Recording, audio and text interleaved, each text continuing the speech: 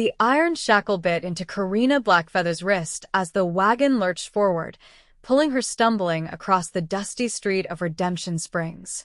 Blood trickled down her arm, mingling with the dirt and sweat that streaked her copper skin. Through the curtain of her raven hair, she caught the horrified stares of townspeople, some turning away in shame, others watching with cruel fascination as she was paraded like a criminal through their frontier town in the summer of 1875. "Apache witch," someone shouted from the crowd. "Half-breed savage," another voice joined. Karina kept her head high despite the humiliation. At 22, she had already endured more than most could imagine. The daughter of an Apache mother and a white settler father who had loved each other despite the world's hatred. Both gone now, leaving her to navigate a world that had no place for someone with mixed blood. The wagon stopped abruptly, nearly yanking her arm from its socket. Through tear-blurred vision, she looked up to see a tall figure on horseback blocking the path. "What in God's name are you doing, Harlow?" The man's deep voice carried authority that made even the wagon driver straighten his posture. "Caught this half-breed stealing from the general store," the driver spat. "Taking her to the sheriff." The mounted man dismounted in one fluid motion. Karina took in his appearance, broad shoulders beneath a dust-covered denim shirt, dark hair peeking from under a wide-brimmed hat, and eyes that reminded her of the sky before a storm. His face was weathered by sun and wind, but he couldn't have been more than 30. "She's chained like an animal," the stranger said, his voice dangerously quiet as he approached.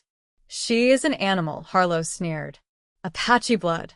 Probably scalped half the territory." The stranger's hand moved to the pistol at his hip, and something dangerous flashed in his eyes. "Unchain her. Now." "You got no right, Blackwood. This ain't your business." "I'm making it my business." The man called Blackwood stepped closer. "Unchain her, or explain to the undertaker why you're visiting him today."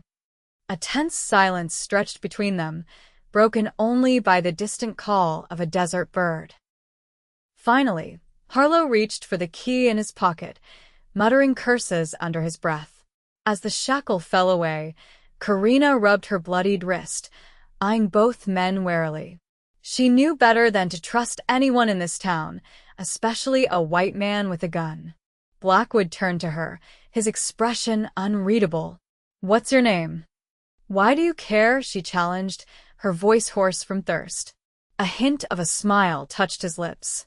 "Because I just saved you from a lynching, and I'd like to know who I'm risking my neck for." "Karina," she finally answered, omitting her surname. Harlow spat in the dirt. "She's still a thief. And Sheriff Dawson will." "Sheriff Dawson is 3 sheets to the wind by now." Blackwood cut him off.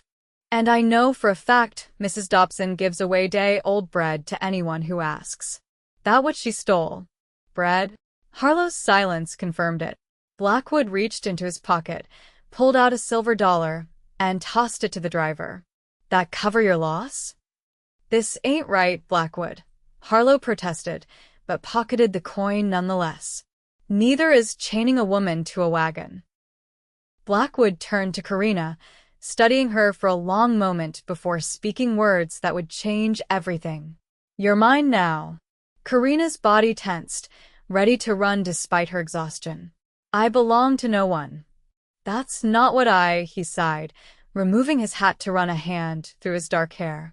"You need protection in this town. I'm offering it. Work at my ranch. Food, shelter, honest pay." "Why would you help me?" Suspicion laced her words. "Because I've seen what happens to people like you in towns like this." Something in his eyes spoke of personal knowledge. "My ranch is 3 miles east. You can stay in the spare cabin." He mounted his horse in one swift motion. "Your choice. Stay here and face Harlow and his kind, or come with me." Karina looked around at the hostile faces of the townspeople. She had nowhere else to go, no family left, and winter was approaching. With reluctance born of necessity, she nodded once. "Good." Blackwood extended his hand down to her. "Name's Brennan." Brennan Blackwood. She hesitated before taking his hand, allowing him to pull her up behind him on the horse. As they rode out of town, whispers and murmurs followed them like shadows.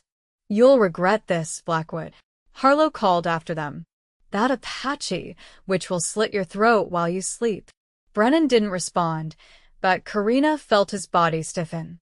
They rode in silence through the golden afternoon, the vast Arizona landscape stretching around them in rugged beauty. The desert was beginning to cool as the sun dipped toward the horizon, painting the sky in brilliant oranges and purples. "Why did you really help me?" Karina finally asked, her voice barely audible over the rhythmic sound of hoofbeats. "My mother was Cherokee," Brennan answered simply. "I know what it's like to be caught between two worlds." The revelation surprised her, though looking closer, she could see it now in the high cheekbones and the way he read the landscape as they rode. But his eyes were blue startlingly, so marking him as someone who could pass in the white man's world when it suited him. "The people in town, they don't know. Some suspect. Most don't care as long as I have money and land."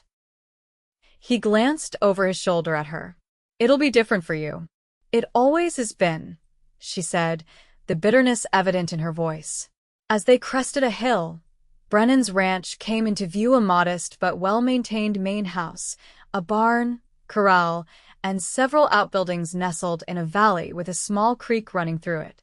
A few cattle grazed on the sparse grass, and smoke rose from the chimney of the main house.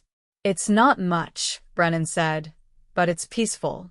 Peace was a luxury Karina hadn't known for years. Since her parents' death 3 years ago, she'd been drifting, taking work where she could find it, sleeping under stars or in barns when allowed. Always moving, always watching over her shoulder. As they approached the ranch, an older Mexican man emerged from the barn. "Manuel," Brennan called out. "We have a guest." The man named Manuel looked up, his weathered face breaking into a gentle smile that crinkled the corners of his eyes. "About time you brought home something prettier than those scrawny cattle, Jeef." Brennan dismounted and helped Karina down. Up close, she could see Manuel was in his 60s, with salt and pepper hair and kind eyes. "This is Karina. She'll be staying in the north cabin and helping around the ranch." Manuel's eyes flickered to her injured wrist, then to her face, understanding passing between them without words. "I'll have Rosa prepare the cabin and some food." "Thank you," Karina said softly, surprised by the genuine welcome in the old man's eyes.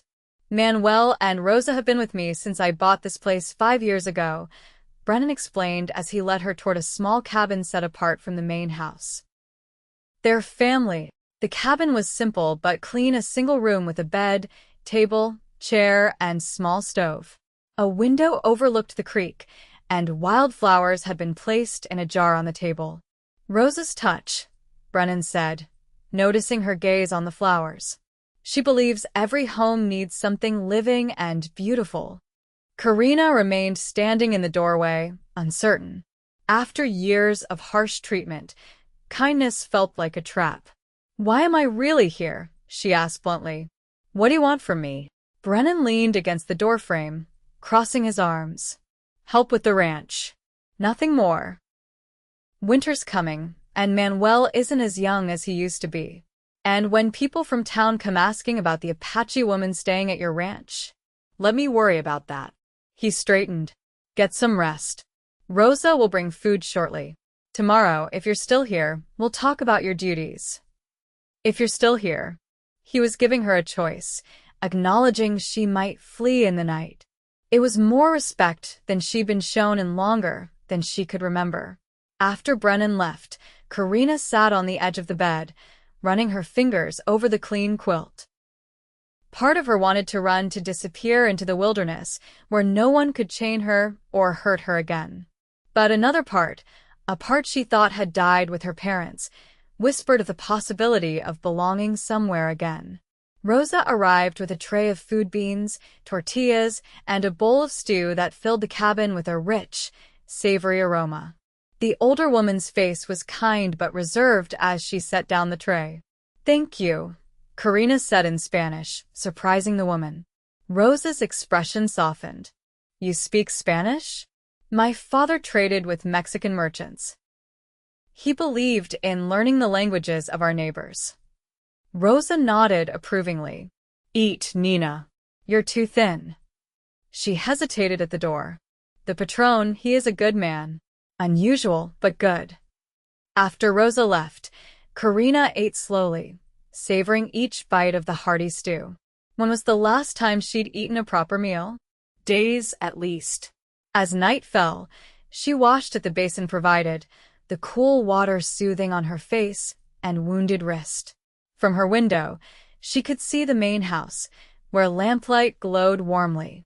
Shadows moved inside Brennan sitting at a table, Manuel gesturing as he spoke. They looked like family, comfortable in each other's presence. That night, despite the comfortable bed, Karina slept fitfully, dreams filled with chains and jeering faces. She woke before dawn, her body tense, ready to flee at the slightest sound. But as the first light of morning filtered through the window, illuminating the peaceful room, something within her quieted. Maybe, just maybe, she could stay. For a little while. The ranch came alive with the dawn roosters crowing, cattle lowing in the distance, the soft nickering of horses in the corral. Karina dressed in the clothes she'd been wearing for days, wishing for something clean but unwilling to ask for more than she'd already been given. A knock at her door revealed Rosa, holding a bundle of fabric. "I thought these might fit you," the older woman said. "They belonged to my daughter before she married and moved to Santa Fe." Karina accepted the clothes, a simple skirt, 2 blouses, and undergarments. "I can't take these." "You can and you will," Rosa said firmly. "No one should wear the same clothes day after day. It's not dignified." The kindness brought unexpected tears to Karina's eyes, which she quickly blinked away. "I'll work to repay you." "There will be plenty of work," Rosa assured her with a smile. "Breakfast is ready when you are." In the main house, Brennan and Manuel were already seated at the table when Karina entered, wearing one of Rosa's daughter's blouses with her own worn skirt. "Good morning," Brennan said, rising slightly when she entered, a courtesy she wasn't accustomed to receiving. "I trust you slept well?" "Well enough," she answered, taking the seat Rosa indicated. Breakfast was a simple but hearty affair: eggs, beans, tortillas, and strong coffee. Karina ate quietly, listening as the men discussed the day's work. "Winter's coming early this year," Manuel observed. "We should move the herd to the lower pasture soon." "We'll start tomorrow," Brennan agreed. "Today I need to ride into town for supplies." Karina tensed at the mention of town, remembering the hateful faces from yesterday. Brennan noticed her reaction. "You'll stay here. Rosa can show you around the ranch." "I don't need to be shown around," Karina said, her pride rising. "I've worked ranches before. I can ride, tend livestock, mend fences." Brennan raised an eyebrow, a hint of admiration in his expression. "Is that so?" "My father had a small homestead before." She trailed off, unwilling to share the painful memory of how that life had ended in fire and blood. "Then you'll work with Manuel today," Brennan decided. "We need to repair the west fence line before we move the cattle." After breakfast, Karina followed Manuel to the barn, where he handed her a pair of worn leather gloves. "The patron said you were half-Apache," Manuel said as they saddled horses. "Your mother?" Karina nodded, waiting for the judgment or fear that usually followed such a revelation. Instead, Manuel smiled. "My grandmother was Yaqui. She taught me to respect the old ways, even as we walked in the new world." He handed her the reins to a dun mare. "This is Mariposa. She's steady and smart." As they rode out to the fence line, Karina felt something she hadn't experienced in years: a sense of normalcy, of doing honest work without fear of abuse or rejection. Manuel was a patient teacher, showing her the particular way Brennan liked the fences constructed, sturdy enough to withstand both cattle and the occasional flash flood that tore through the region. By midday, they had repaired several sections of fence. Manuel uncorked a canteen and passed it to her. "You work hard," he observed. "Most people talk more." "Words don't fix fences," Karina replied, taking a long drink of water. Manuel chuckled. "True enough. But sometimes they fix other broken things." They worked through the afternoon, stopping only when the sun began its descent toward the western horizon. Karina's muscles ached from the labor, but it was a satisfying pain, the kind that came from accomplishment rather than abuse. As they rode back to the ranch, Karina spotted Brennan returning from town, his horse laden with supplies. Something about his posture seemed tense, and she felt a flicker of unease. "Trouble?" Manuel asked as they approached. "Nothing we can't handle," Brennan replied, but his eyes flicked to Karina with concern. That evening, after washing away the day's dirt and changing into Rose's daughter's skirt, Karina joined the others for dinner. The mood was subdued, with Brennan unusually quiet. "What happened in town?" Karina finally asked, unable to bear the tension any longer. Brennan set down his fork, meeting her gaze directly. "Harlow's been talking, saying I stole his prisoner, that I'm harboring a dangerous Apache." "I should leave," Karina said immediately, her heart sinking despite having expected this outcome. "I don't want to bring trouble to your door." "You're not leaving," Brennan said firmly. "This is my ranch, and I decide who stays here. But if the Sheriff Dawson owes me more favors than he can repay in this lifetime," Brennan interrupted. "He won't be a problem." "Others might," Manuel warned. "There are those in town who still remember the raids 10 years ago." "I was a child 10 years ago," Karina said bitterly. "I've never raided anything in my life." "They don't care," Rosa said softly. "Fear makes people blind." "Fear makes people dangerous," Brennan corrected. "Which is why you don't go to town alone, understand? Not until things settle down." Karina wanted to argue, to insist she could take care of herself, but the memory of the chain biting into her wrist was still too fresh. Instead, she nodded, a mixture of gratitude and resentment burning in her chest. That night, lying in bed, Karina stared at the ceiling, listening to the night sounds, coyotes calling in the distance, the whisper of wind through the trees, the occasional lowing of cattle. She had spent so long running, so long fighting to survive, that the simple peace of this place felt almost unnatural. And Brennan Blackwood, with his quiet authority and unexpected kindness, was an enigma she couldn't solve. Why would a man risk his reputation and possibly his life for a half-Apache woman he didn't know? Even if his mother had been Cherokee, that didn't explain the lengths he was going to protect her. Over the next week, Karina fell into the rhythm of ranch life. Each morning, she rose with the sun, working alongside Manuel or Rosa, learning the particular ways of Brennan's operation. The work was hard but satisfying, and for the first time in years, she ate regular meals and slept in the same bed each night. Brennan himself was often busy with the cattle or riding the boundaries of his property, but she occasionally caught him watching her with an intensity that made her both uncomfortable and oddly thrilled. He never spoke of her past, never asked about the scars both visible and invisible that she carried. Instead, he treated her with a respect that she found more unsettling than outright hostility. Hostility she understood. Respect was foreign territory. On the 8th day, Karina was in the corral, working with a young colt that Manuel had been training, when Brennan approached, carrying a package wrapped in brown paper. "Something for you," he said, holding it out to her. Karina wiped her hands on her skirt before accepting the package, unwrapping it carefully to reveal a pair of riding boots not new, but well-made and in good condition. "I noticed yours were falling apart," Brennan explained. "These belonged to my sister before she moved east. They should fit." Karina ran her fingers over the supple leather. You have a sister? Had. Brennan corrected, a shadow crossing his face. She married a banker from Boston 5 years ago. Decided the frontier was too uncivilized for her new station in life. Thank you, Karina said, genuinely touched by the thoughtful gift. But I can't accept. They're gathering dust in a trunk.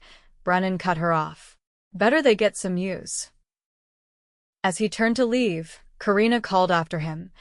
Why are you being so kind to me? Brennan paused, looking back at her. For a moment, vulnerability flickered across his features. Maybe I'm tired of the world's cruelty. He hesitated. Suppers at sundown. Roses making her special tamales. That evening, wearing her new boots, Karina joined the others for dinner.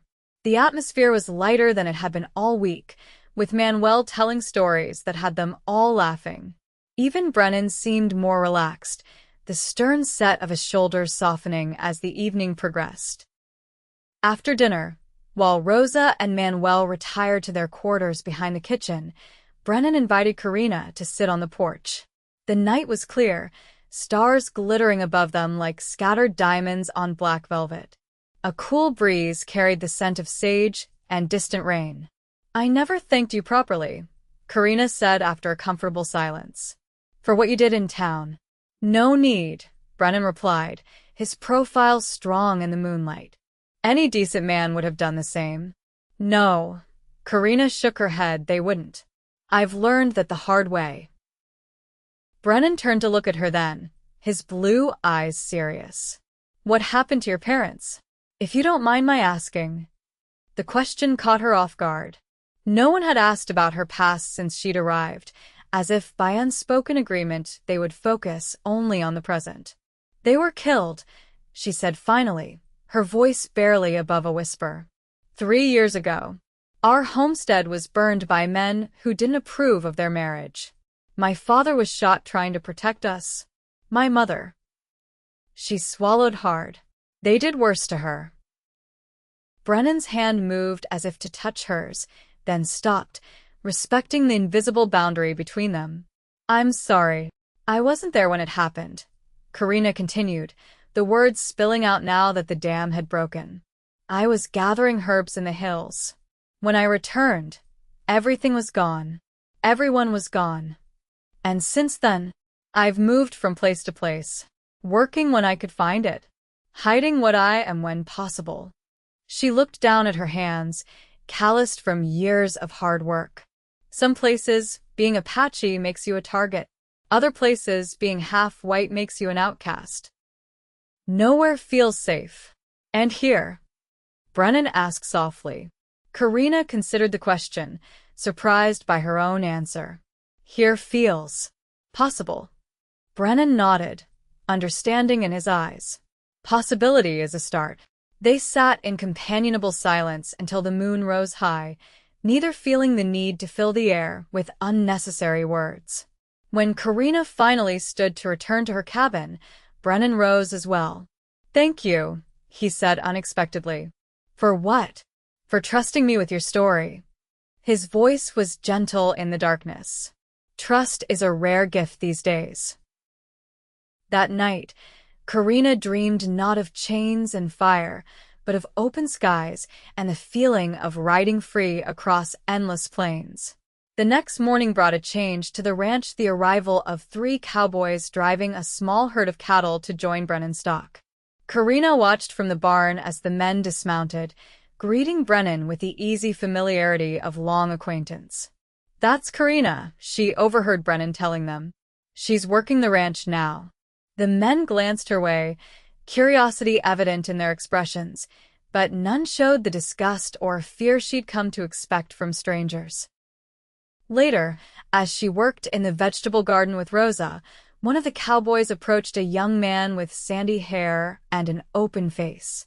Madam, he said, removing his hat. Name's Billy. Wanted to introduce myself proper like. Hello, Karina replied cautiously. Boss says you're good with horses. That true? I manage. Billy grinned. Good. 'Cause we got a mare in the new herd that's giving us fits. Thought maybe you might have a woman's touch with her. Karina glanced at Rosa, who nodded encouragingly. I can try. The mare was indeed difficult, a beautiful sorrel with a white blaze, prancing nervously at the edge of the corral, refusing to let anyone approach. The other cowboys watched skeptically as Karina entered the enclosure. Instead of approaching directly, Karina simply stood still, speaking softly in Apache, the language of her mother. The mare's ears pricked forward, head turning toward the unfamiliar sounds. What's she saying? Billy asked Brennan, who had joined the men at the fence. I don't know, Brennan admitted. The Cherokee language my mother taught me is different. Karina continued speaking, gradually moving closer to the nervous animal. Her words were a mixture of reassurance and respect, acknowledging the mare's fear while promising safety. After several minutes, the horse allowed her to approach, nostrils flaring as it caught her scent. See, she murmured, switching to English as she gently stroked the mare's neck. Nothing to fear here. The cowboys broke into applause, startling the horse, but Karina's steady hand kept it from bolting. That's something to see, Billy said admiringly. Where'd you learn to do that? My mother, Karina answered simply, leading the now calm mare toward the fence where Brennan stood. Something passed between them as their eyes met, a recognition, perhaps, of shared understanding. Brennan nodded slightly, a gesture that somehow felt more significant than words of praise. That evening, the ranch was livelier than usual with the addition of the cowboys. After dinner, someone produced a harmonica and Billy proved to be surprisingly skilled with it.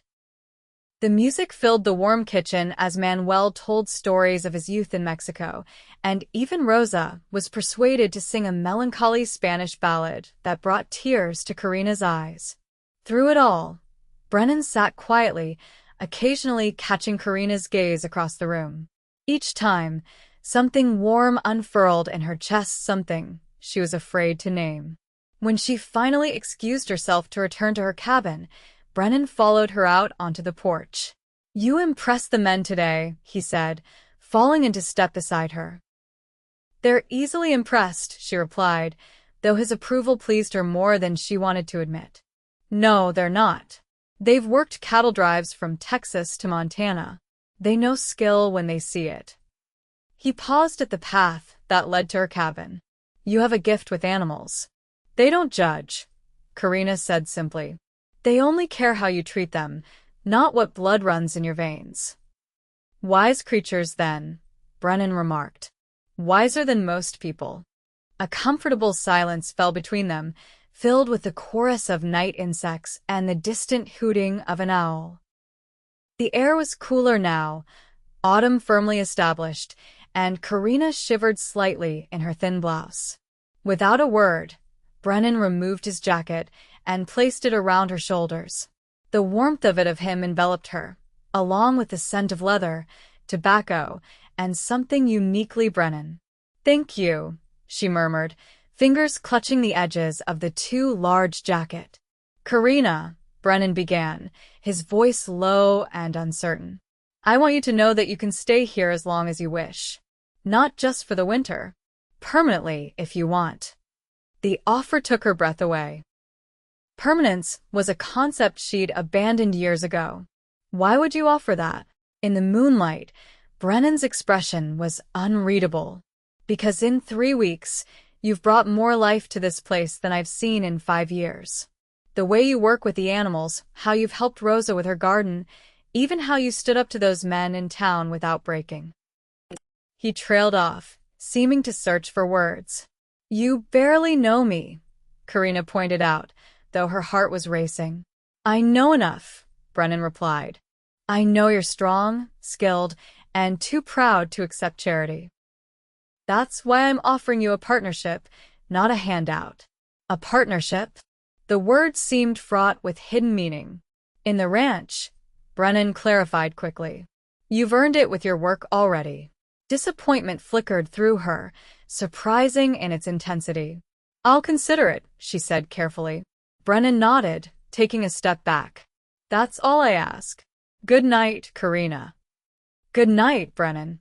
As she watched him walk back toward the main house, Karina hugged his jacket closer, confused by the tumult of emotions his offer had stirred. Partnership in the ranch was more than she could have hoped for: security, stability, a place to belong. Why, then, did she feel a hollow ache at the businesslike nature of his proposal? In her cabin, she carefully hung his jacket on the back of the chair, fingers lingering on the worn leather. When had Brennan Blackwood become more than a reluctant savior or an employer? When had his approval, his rare smile, his quiet strength begun to matter so much? The answer was too frightening to contemplate. The following days brought a flurry of activity to the ranch as they prepared for the cattle drive to the lower pastures. Karina threw herself into the work, rising before dawn and collapsing into bed long after dark, too exhausted to think about Brennan's offer or the confusing feelings that surfaced whenever he was near. 3 days before they were set to move the herd, disaster struck. Karina was working with Manuel to repair a wagon wheel when one of the cowboys came galloping into the yard, his horse lathered with sweat. "Fire!" he shouted. "Southern pastures ablaze." The word sent ice through Karina's veins. Fire. The destroyer of everything she'd ever loved. Brennan emerged from the barn, immediately taking charge. "How far has it spread?" "Moving fast with the wind. Already reached the creek bend." "Saddle up, everyone," Brennan ordered. "Manuel, get the water wagon. Billy, ride for the Henderson place, we'll need their men too." In the chaos that followed, Karina forced down her terror of the flames. She helped Rosa fill barrels with water, then mounted Mariposa to join the men riding toward the billowing smoke on the horizon. The southern pasture was already an inferno when they arrived. Flames leapt from dry grass to scrub brush, devouring everything in their path. The cattle were panicking, some already breaking away from the herd in terror. "We need to create a firebreak," Brennan shouted over the roar of the flames. "Cut a line between the creek and the rocky ridge." For hours, they fought the blaze, digging trenches, setting back fires, beating out flames with wet blankets. The smoke stung Karina's eyes and throat, and sweat streaked through the soot on her face, but she worked alongside the men, without complaint. As the sun began to set, casting an eerie glow through the smoke-filled air, Karina noticed Brennan hadn't returned from checking the northern edge of the fire. Worry gnawed at her as she scanned the chaotic scene. "Where's Brennan?" she asked Billy, who was gulping water from a canteen. "Went to make sure all the cattle were clear," he coughed. "Should have been back by now." Fear clutched at Karina's heart. Without a word, she mounted Mariposa and rode toward the thickest smoke, ignoring Billy's shouts to come back. The heat was oppressive as she rode along the edge of the blaze, calling Brennan's name.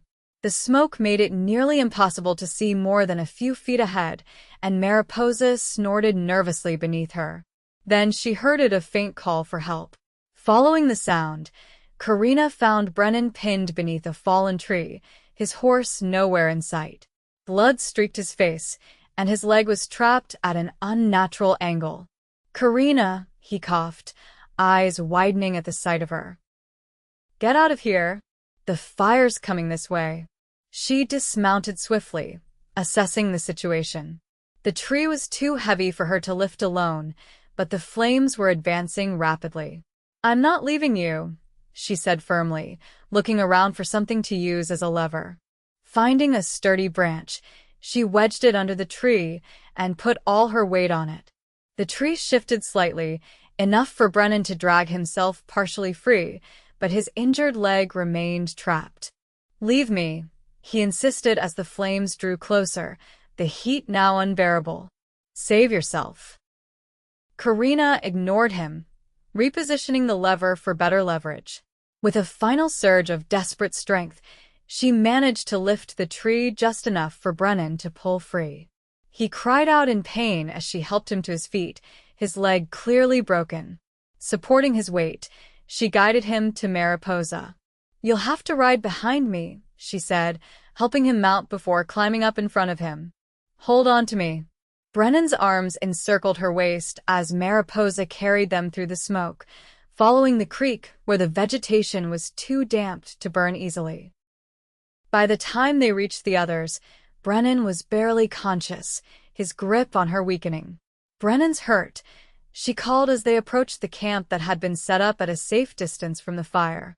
"He needs help." Manuel and Billy rushed forward, helping Brennan from the horse. His face was ashen beneath the soot, his breathing labored. "The fire?" he asked weakly as they laid him on a blanket. "Under control," Manuel assured him. The men from Henderson's place arrived with more help, the rains doing the rest. Indeed, a light drizzle had begun to fall, promising to do what human efforts alone could not. Rosa appeared with bandages and water, kneeling beside Brennan to assess his injuries. "The leg is broken," she declared after a careful examination. "And there may be damage to his ribs. He needs a doctor." "I'll ride for town," Billy volunteered.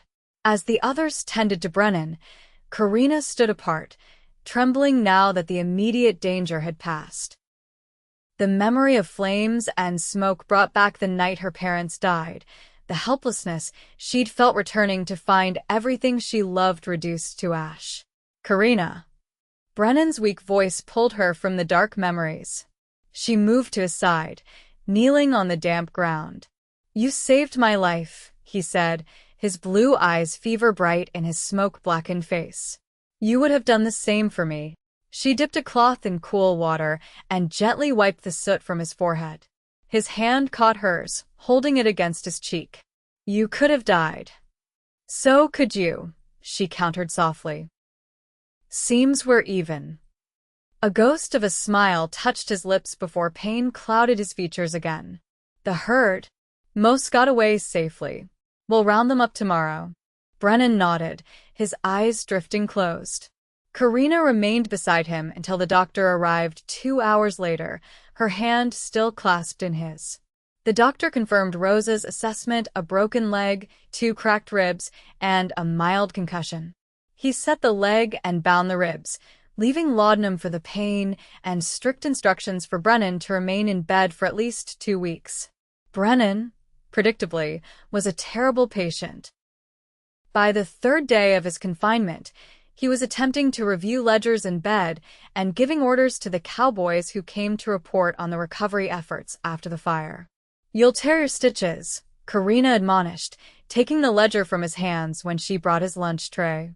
"I can't lie here doing nothing while the ranch needs attention," Brennan protested. "The ranch is fine. Manuel and the men have everything under control." She placed the tray across his lap. "Eat your food or I'll have Rosa come lecture you again." Brennan grimaced but picked up his spoon. "You're as bad as she is." "Worse," Karina corrected with a small smile. "I'm the one who pulled you from a fire. That gives me certain rights to boss you around." Something softened in Brennan's expression. "I never properly thanked you for that." "You were unconscious for most of it," she reminded him, adjusting the pillows behind his back. "Not for all of it." His hand caught hers as she leaned over him. "I remember you refusing to leave me. No one's ever." He trailed off, seeming unable to find the words. Their eyes met, and Karina felt a jolt of recognition. He understood what it meant to be alone in the world, to expect abandonment rather than loyalty.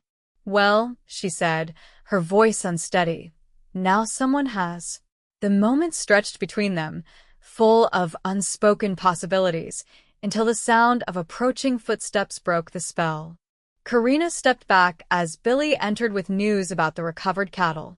Over the next week, as Brennan slowly healed, Karina found herself spending more time in his company. She would bring him meals, read to him from the books in a small library, or simply sit with him while she mended clothes, enjoying the companionable silence. Sometimes they talked about the ranch, about books they'd read, occasionally about their pasts.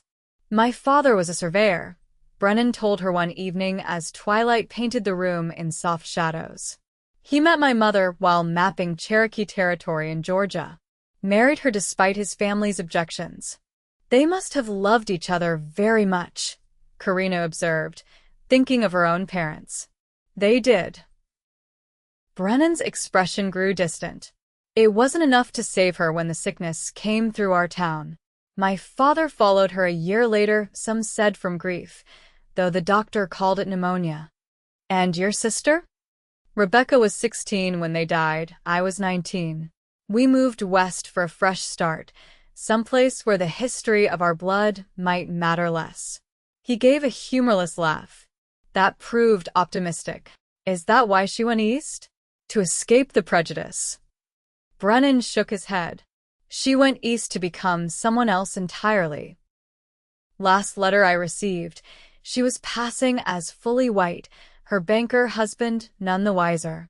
The bitterness in his voice surprised Karina. You don't approve. I don't approve of denying who you are, Brennan said firmly. Our mother taught us to be proud of our heritage, even when the world demanded we hide it. It's not always about pride, Karina said softly. Sometimes it's about survival. Brennan's gaze sharpened. Is that why you never mention your Apache name? For survival. The question caught her off guard. How did you? Rosa mentioned you spoke to that mare in Apache. Fluently. He shifted, wincing as the movement jarred his ribs. You introduced yourself as Karina, but I suspect that's not the name your mother gave you. Karina stared down at her hands, considering whether to share the truth she'd kept hidden for so long. Talassi, she finally said. My mother named me Talassi, meaning corn tassel in Apache. But my father called me Karina after his mother. He thought it would protect me in the white world. Talassi, Brennan repeated, the name sounding different in his deep voice. It's beautiful. No one has called me that since my mother died, she admitted, unexpected tears pricking her eyes. Which do you prefer?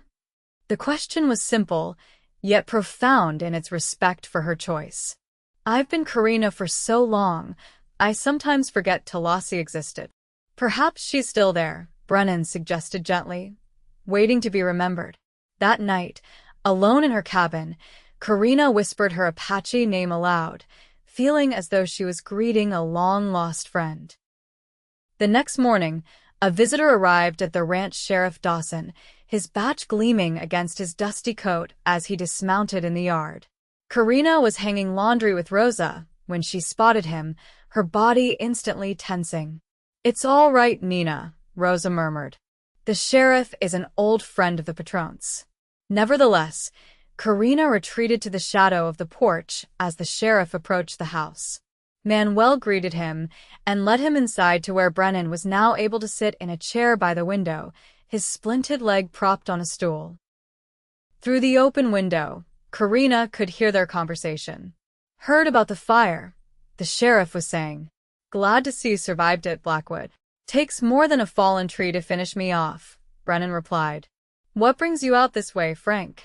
Trouble in town, the sheriff said, his voice lowering though still audible to Karina's sharp ears.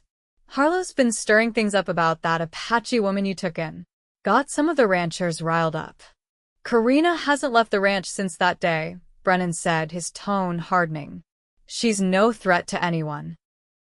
You and I know that, the sheriff agreed, but folks are scared after those raids last spring. Finding out there's an Apache living so close.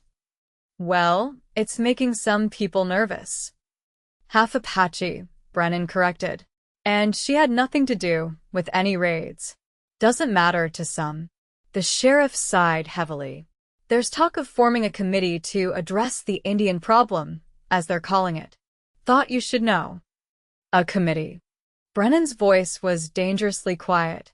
You mean a lynch mob? I won't let it come to that, Sheriff Dawson assured him. But you might want to consider sending her somewhere else for a while. For her own safety. This is her home now, Brennan stated firmly. I won't send her away because of ignorance and fear. The sheriff was silent for a moment. You care for her.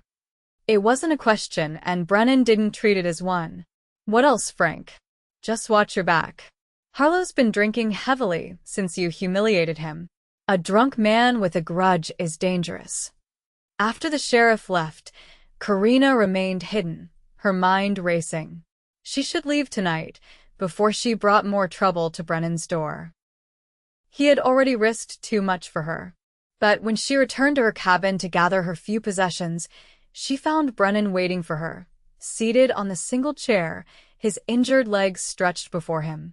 "You heard," he said simply, watching her face. "I should go," Karina replied, moving to the small trunk where she kept her clothes. "I won't bring danger to you or the others. Running won't solve anything. It will keep you safe," she argued, pulling out a shirt and folding it with trembling hands. "I don't need you to protect me." Brennan's voice was gentle but firm. "And I don't want you to leave." Karina paused, looking at him directly. "Why?" "Why risk everything for someone you barely know?" Brennan held her gaze, something vulnerable and honest in his eyes. "Because I know what it's like to be judged for the blood in your veins. Because you work harder than anyone I've ever met. Because," he hesitated, then continued more softly, "because when you smile, which isn't nearly often enough, it feels like sunrise after the longest night." The simple poetry of his words stole her breath. No one had ever spoken to her with such tender honesty. "Brennan, I'm not asking anything of you," he interrupted. "I'm just asking you to stay. To give this place to give us a chance." "Us." The word hung in the air between them, weighted with possibility. "What if they come for me?" Karina asked, her voice barely above a whisper. "Then they'll have to come through me first." The steel in his voice left no doubt. He meant every word. "This is your home now, Talasi. If you want it to be." Her Apache name on his lips broke something inside her, a wall she'd built around her heart since the day she returned to find her parents' homestead in ashes. Tears spilled down her cheeks as she crossed the small cabin to kneel beside his chair. "I want to stay," she admitted, her voice thick with emotion. "I'm just afraid of what it might cost you." Brennan's hand gently cupped her cheek, his thumb brushing away a tear. "Some things are worth any price." The following week brought the first real cold snap of a season. Frost rimed the grass in the mornings, and the breath of humans and animals alike formed clouds in the crisp air. The ranch settled into its winter rhythm, mending equipment, smoking meat, preserving the last of the garden's harvest. Brennan's leg was healing well, allowing him to move around with the aid of a crutch. Karina often found him watching her as she worked, his blue eyes thoughtful. Something was growing between them, something neither had put into words, but which everyone on the ranch seemed to recognize. "The patron looks at you like a man dying of thirst looks at water," Rosa observed one morning as they kneaded bread dough side by side. Karina felt heat rise to her cheeks. "He's just grateful I pulled him from the fire." Rosa made a skeptical sound. "Gratitude doesn't make a man's eyes follow a woman's every movement. That is something else entirely." Before Karina could respond, Manuel burst into the kitchen, his expression grave. "Riders coming. 6 of them, armed." Karina's heart stuttered. "Harlow." "He's among them," Manuel confirmed. "And they don't look friendly." Brennan appeared in the doorway, his face grim. "Manuel, get my rifle." "Rosa, take Karina to the root cellar." "No," Karina said firmly, wiping flour from her hands. "I won't hide." "This isn't the time to be stubborn," Brennan argued. "It's exactly the time." She straightened her shoulders, meeting his concerned gaze. "I won't cower while you face danger on my behalf. Not again." After a tense moment, Brennan nodded. "Stay behind me." They moved to the porch just as the riders entered the yard, Harlow at their lead. The men were grim-faced, rifles visible in their saddle holsters. "Blackwood," Harlow called, his voice carrying the slur of whiskey despite the early hour. "We've come for the Apache." "There's no one here by that description," Brennan replied coldly, leaning on his crutch, but somehow still projecting authority. State your business, or leave my property. Harlow's bloodshot eyes fixed on Karina. There she is, the savage who's been living among decent folk. I suggest you watch your tongue, Harlow, Brennan warned, his hand moving to the pistol at his hip. Or what? Harlow sneered. You'll shoot all of us? For an Indian whore? Brennan's expression darkened dangerously, but before he could respond, Karina stepped forward. I have done nothing to any of you, she said clearly, her voice steady despite her racing heart. I have harmed no one, stolen nothing, threatened no one. Your kind killed my brother 2 years ago. One of the riders spat, raided his homestead, and left nothing but ashes. I'm sorry for your loss, Karina said sincerely, but I had no part in it. Judge me for my actions, not for the blood in my veins. Pretty words from a snake, Harlow said. The committees decided. No Indians in Redemption Springs or the surrounding area. You come with us now, or we burn this place to the ground. At the mention of fire, Karina felt Brennan tense beside her. The ranch hands had gathered behind them, Manuel with Brennan's rifle, Billy and the others armed as well. They were outnumbered, but not by much. There will be no burning today, came a new voice as Sheriff Dawson rode into the yard, accompanied by 2 deputies. Stand down, all of you. This isn't your business, Sheriff, Harlow growled. 6 armed men threatening to burn a man's property is exactly my business, the sheriff countered, dismounting and approaching the group. As is this so-called committee you formed without legal authority. We're protecting our homes. From what? Sheriff Dawson demanded. One woman who's done nothing but honest work since she arrived? I've received no reports of any crime committed by Miss Blackfeather. The use of her surname, her father's name, startled Karina. Few people knew it. She had rarely used it since her parents' death. She's Apache, one of the men insisted, as if that alone was crime enough. And I'm the law in this county, the sheriff replied firmly. Now, you men have a choice. Ride out peacefully, or spend the winter in my jail for threatening arson and attempted kidnapping. A tense silence fell over the yard. Harlow's hand hovered near his pistol, his face twisted with hatred as he looked from the sheriff to Brennan to Karina. This isn't over, Blackwood. He finally spat, jerking his horse's reins to turn the animal around. You'll regret choosing her kind over your own. My kind are decent people who judge others by their character, Brennan called after him. That rules you out on both counts, Harlow. The men rode away, the sound of hoofbeats gradually fading into the distance. Only when they were out of sight did Karina release the breath she'd been holding, her knees suddenly weak with relief. Thank you, Frank, Brennan said to the sheriff. Sheriff Dawson nodded, his weathered face serious. Don't thank me yet. They'll be back, or others like them. The territory's changing, Brennan. More settlers coming in. More fear of what they don't understand. What would you have me do? Brennan asked, his hand finding Karina's in a gesture that didn't go unnoticed by the sheriff. I can't tell you that, Sheriff Dawson replied. But whatever you decide, you should decide it soon. He tipped his hat to Karina. Miss Blackfeather. After the sheriff and his deputies departed, a heavy silence fell over the ranch. The confrontation had shaken everyone, bringing home the precariousness of their situation. That evening, Brennan found Karina by the creek, sitting on a large rock and watching the water flow over smooth stones. The setting sun painted the landscape in gold and crimson, the beauty a stark contrast to the ugliness they had faced earlier. May I join you? He asked, his crutch making soft impressions in the damp earth as he approached. Karina nodded, moving slightly to make room for him on the rock. They sat in silence for a while, listening to the gentle murmur of the water and the evening calls of birds settling for the night. I should leave, Karina finally said, voicing the thought that had been circling in her mind since the confrontation. Go somewhere far from here, where my presence won't endanger you or the ranch. Is that what you want? Brennan asked quietly. What I want doesn't matter. She plucked a blade of grass, twisting it between her fingers. Reality matters. And the reality is that as long as I stay, you're at risk.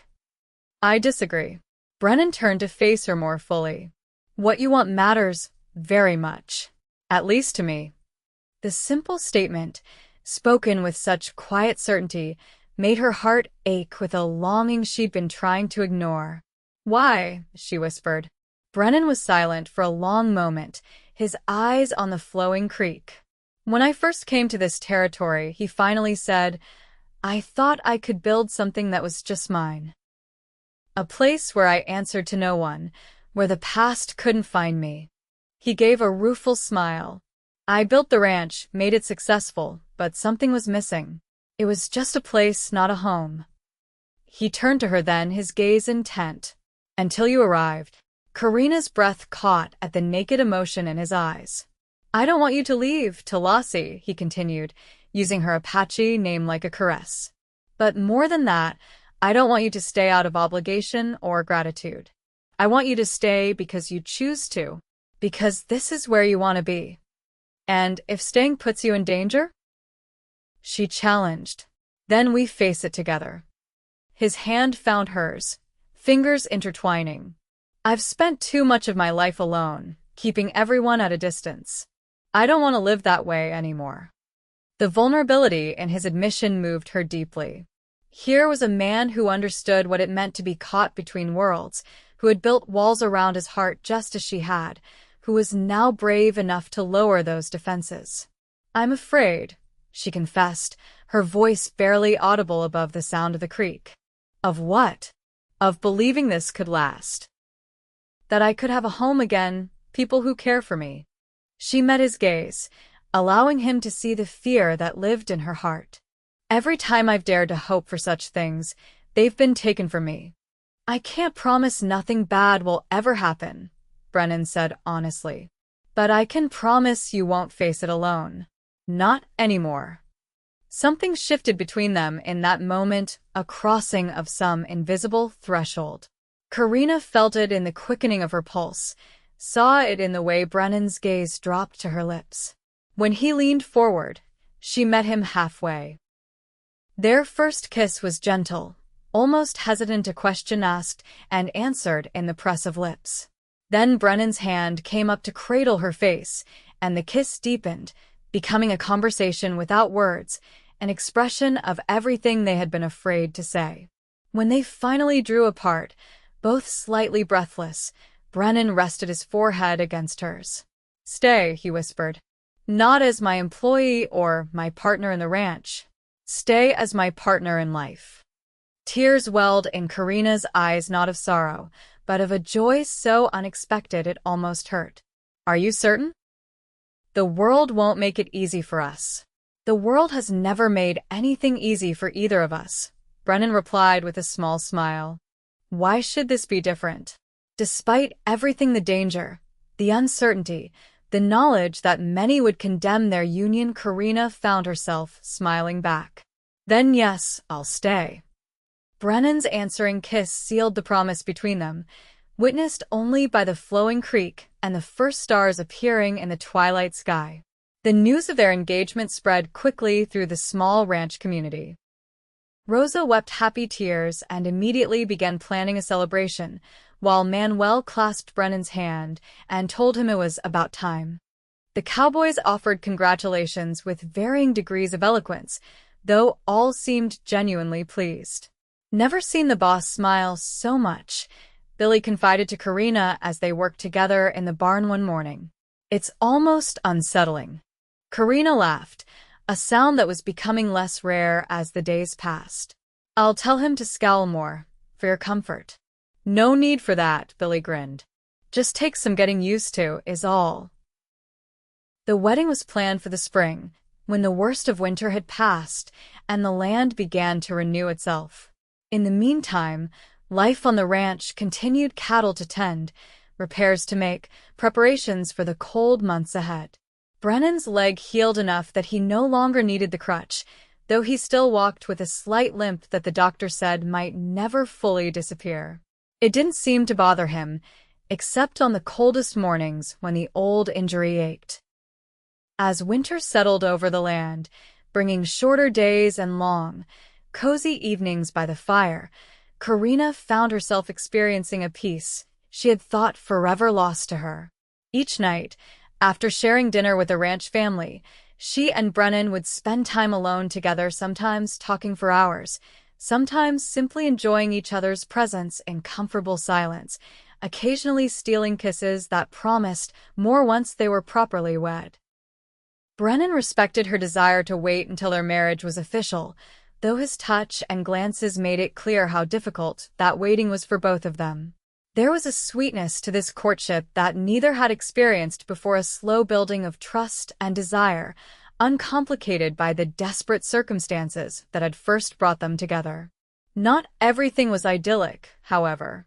News came that Harlow had been spreading vicious rumors about Brennan and Karina in Redemption Springs, turning some of the townspeople against them.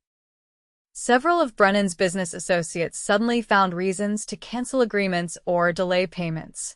It doesn't matter, Brennan insisted when Karina expressed concern about the financial impact. The ranch is doing well enough to weather this. But your reputation is worth nothing if I have to compromise my principles to maintain it. He took her hands in his. I chose you, Talasi. I will keep choosing you, no matter what anyone says. His unwavering support gave her the courage to face the challenges that came their way. When a group of women from town refused to sell goods to Rosa because she worked for the Indian lover, Karina rode with her to a trading post 20 miles away rather than let Brennan's household go without necessities. When they received anonymous notes threatening violence if the Apache didn't leave the territory, Brennan increased security on the ranch, ensuring someone was always on watch, but refused to be intimidated. Christmas brought a surprise visitor, Sheriff Dawson, arriving with a small package and news that Harlow had left town after losing heavily in a card game. Seems he accused the winner of cheating, the sheriff explained as he warmed himself by the fire. When the man objected, Harlow drew on him. Fortunately for Harlow, the man was a better shot but aimed to wound rather than kill. And now? Brennan asked. Harlow's been told never to return to Redemption Springs. Last I heard, he was heading for California. The news lifted a weight from the ranch. Without Harlow's constant agitation, perhaps the worst of the hostility would fade. The sheriff's package contained a legal document, a deed naming Karina as co-owner of the Blackwood Ranch. Thought you might want this officially recorded before the wedding, Sheriff Dawson said with a hint of a smile. Make everything proper and legal. Thank you, Frank, Brennan said, clasping the older man's hand. This means more than you know. Just doing my job, the sheriff replied gruffly, though his eyes were kind. And speaking of the wedding, I expect an invitation. You'll be our guest of honor, Karina assured him, touched by this unexpected ally. As winter slowly released its grip on the land, giving way to the first tentative signs of spring, preparations for the wedding intensified. Rosa and Karina sewed a simple but beautiful dress of cream-colored cotton, embellished with delicate embroidery that incorporated both Apache and Cherokee designs, a blending of their heritages. Manuel rode to the nearest large town to purchase a gold band for Brennan to give Karina, returning with not only the ring but also a silver pendant in the shape of a feather for luck, he explained, and to honor your mother's people. The day before the wedding, as Karina was arranging wildflowers that would decorate the ranch house for the ceremony, a wagon arrived carrying an unexpected visitor, a woman in a fine traveling dress, her dark hair streaked with silver at the temples. I'm looking for Brennan Blackwood, she announced, her accent revealing Eastern refinement. I'll fetch him, Karina offered, wiping her hands on her apron. May I tell him who's calling? The woman's eyes, a familiar shade of blue, assessed Karina with undisguised curiosity. His sister, Rebecca. Rebecca Hartford now. Karina's heart skipped a beat. Brennan's sister, who had left the West behind, who was passing as white in Boston society here, on the eve of their wedding? Brennan's reaction to his sister's arrival was complex joy at seeing her after so many years, wariness about her sudden appearance, concern about her reception of Karina. The siblings embraced somewhat stiffly in the yard before Brennan led Rebecca into the house, where Karina was waiting. "Rebecca, this is Karina Blackfeather," Brennan said, his hand finding Karina's in a gesture of solidarity. My fiancée. "We're to be married tomorrow." Rebecca's carefully composed expression revealed only a flicker of surprise. "I see I've arrived just in time then. How did you know to come?" Brennan asked as they settled in the parlor, Rosa bringing coffee and fresh bread. "Your last letter mentioned you had found someone special," Rebecca explained, her gloved hands cradling the coffee cup. "I realized it had been too long since I'd seen my only brother. My husband is in New York on business, so I took the opportunity to travel west." There was more to it, Karina sensed, but neither sibling seemed inclined to discuss it openly. That evening, while Brennan showed his sister the improvements he'd made to the ranch over the years, Rosa pulled Karina aside. "The sister doesn't approve," the older woman said bluntly. "I can see it in her eyes when she looks at you." "I know," Karina sighed. She left this life behind. Having a half-Apache sister-in-law probably wasn't in her plans. "What will you do?" Karina straightened her shoulders. "Nothing. I love Brennan and he loves me. His sister's approval would be welcome, but it's not necessary." Rosa smiled approvingly. "Good girl. Stand your ground." Later that night, unable to sleep, Karina slipped outside to sit on the porch of her cabin, soon to be her former cabin, as after the wedding she would move into the main house with Brennan. The night was clear, stars scattered across the dark sky like diamonds on velvet, the air carrying the scent of spring growth and promise. The sound of approaching footsteps alerted her to a visitor. To her surprise, it was Rebecca, wrapped in a shawl against the night chill. "May I join you?" the older woman asked, her voice carrying the refinement of her Eastern life. Karina nodded, moving aside on the small bench. For a while, they sat in silence, looking at the stars. "My brother is stubborn," Rebecca finally said. "Always has been. When he decides on something, there's no changing his mind." "Yes, I've noticed that quality," Karina replied carefully. Rebecca turned to study her in the moonlight. "You're very beautiful. I can see why he was drawn to you." The compliment felt like a prelude to something less pleasant. Karina waited. "Life will not be easy for you," Rebecca continued. "A mixed marriage. Children who belong nowhere fully." "We know the challenges," Karina said, a hint of steel entering her voice. "We've both lived them." "Yes, I suppose you have." Rebecca sighed, looking back at the stars. "I came here intending to talk him out of this. To remind him of the practical realities, the social consequences. And now I see it would be pointless." A small, sad smile touched Rebecca's lips. "He looks at you the way our father looked at our mother, like you hang the moon and stars." Unexpected tears pricked Karina's eyes at the comparison. "I love him very much." "I believe you do." Rebecca's gloved hand reached out to cover Karina's. "So, I will not try to dissuade either of you. Instead, I'll simply ask you to take care of him. He carries burdens he doesn't share, pains he keeps hidden." "I know," Karina said softly. "I see them." Rebecca nodded, seemingly satisfied. "Then perhaps you are exactly what he needs." She rose gracefully. "I should return to the house. Tomorrow will be a significant day." As Rebecca walked away, Karina called after her. "Will you stay? After the wedding?" The older woman paused, looking back over her shoulder. "My train leaves in 3 days.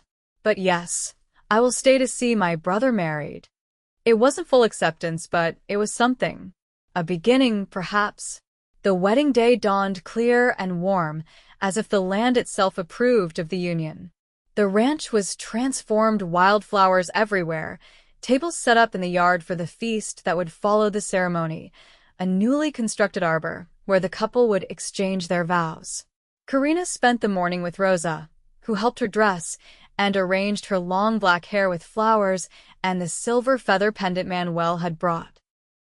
When she looked in the mirror, Karina barely recognized herself. Gone was the wary, haunted woman who had been chained to a wagon less than a year ago.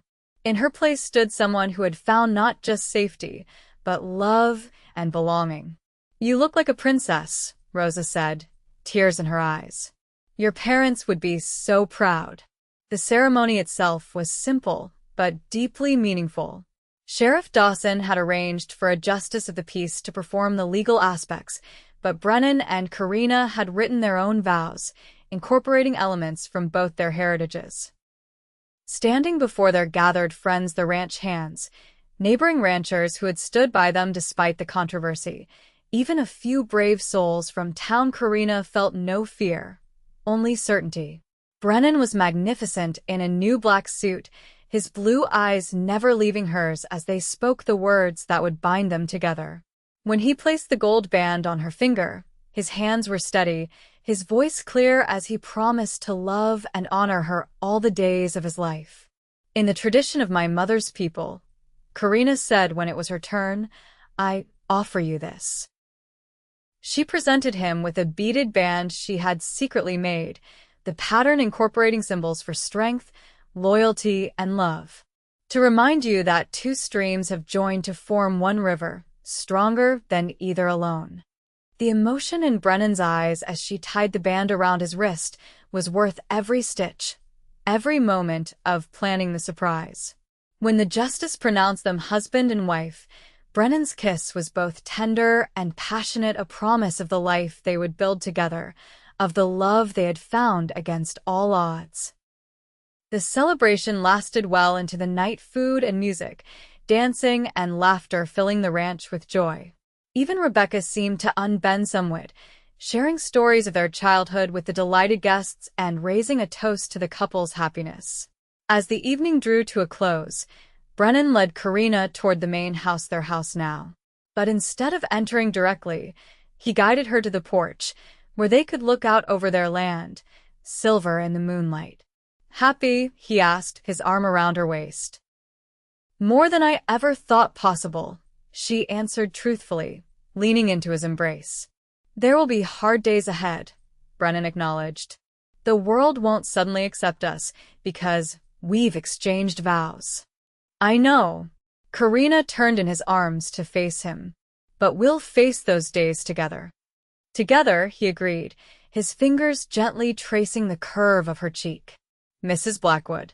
The name, her new name, felt right, a symbol of their union, of the life they were beginning.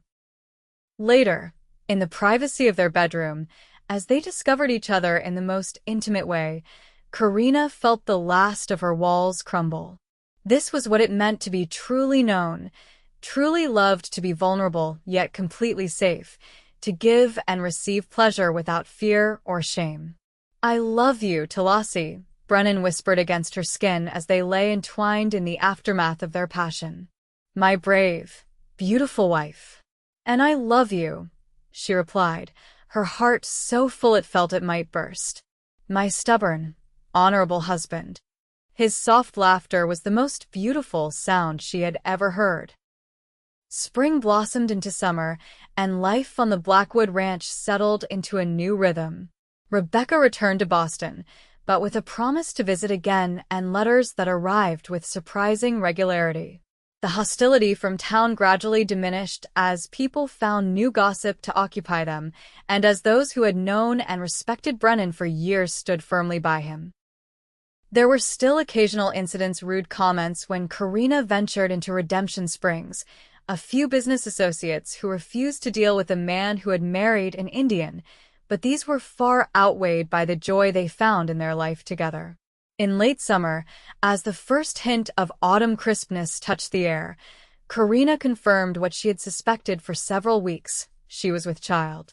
Brennan's reaction to the news was everything she could have hoped for: joy, tenderness, and a protective devotion that manifested in both amusing and touching ways.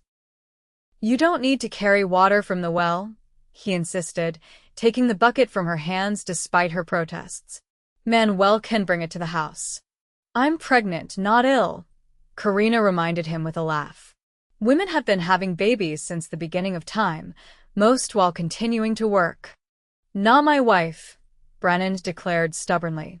Not with my child. She allowed him his protectiveness, understanding it came from love rather than a belief in her weakness. And truthfully, as her body changed to accommodate their growing child, she found herself grateful for his attentiveness. The baby arrived in early spring, a daughter with her father's blue eyes and her mother's copper skin and black hair. They named her Anahita Rebecca, honoring both Karina's Apache heritage and Brennan's sister. She's perfect, Brennan whispered, cradling his tiny daughter with hands that seemed suddenly too large, too rough for such a delicate task. The wonder in his face as he looked from the baby to Karina was something she would treasure always. She's both of us, Karina said softly. A new beginning. As Anahita grew, so did the ranch's prosperity. Brennan's fair dealing and excellent cattle earned him respect throughout the territory, gradually overshadowing the controversy of his marriage. Karina's knowledge of native plants and healing traditions brought people from miles around seeking her remedies, further integrating her into the wider community. 2 years after Anahita's birth, Karina gave birth to a son, Benjamin Manuel, who had his mother's dark eyes and his father's determined chin. The family was complete, their happiness profound despite the occasional challenges they still faced. On the 5th anniversary of their wedding, Brennan surprised Karina with a special gift, the deed to her parents' former homestead, which he had quietly purchased when it came up for sale. I thought perhaps we could rebuild it, he suggested as they stood on the land where Karina had spent her childhood.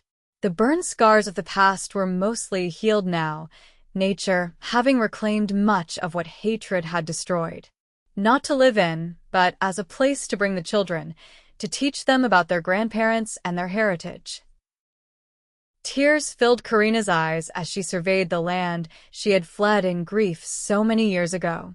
I would like that very much. As they walked the property, their children running ahead to explore, Brennan took her hand. Are you happy, Talassi? Truly happy. Karina looked at their entwined fingers, his skin darkened by sun, hers naturally copper, both strong and capable.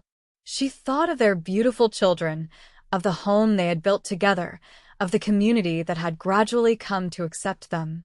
I never dared to hope for this life, she answered honestly. To be loved, to belong, to have a family again. It seemed impossible. But now, she smiled up at him, this man who had seen past the chains and the fear to the woman beneath. Now I can't imagine any other life. You freed me, Brennan.